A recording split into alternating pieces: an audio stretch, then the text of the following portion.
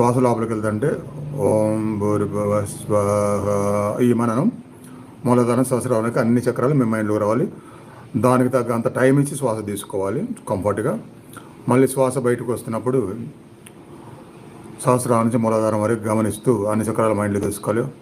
తత్సవితుర్వరేణ్యం శ్వాస బయటికి వెళ్ళే శ్వాసలు అలా మననం చేసుకోవాలి.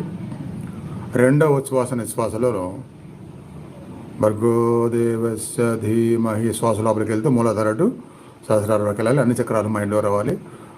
శ్వాస ప్రభావం గమనించుకుంటూ మననం కూడా భక్తి భావంతో చేస్తూ మళ్ళీ రెండో శ్వాస బయటికి వెళ్తున్నప్పుడు సహస్రాల నుంచి మూలాధారం వరకు అన్ని చక్రాలు గమనిస్తూ నియో యో న ప్రచోదయత్ ఈ మననాన్ని ఆ చివరి శ్వాస బయటికి వెళ్ళే శ్వాసలు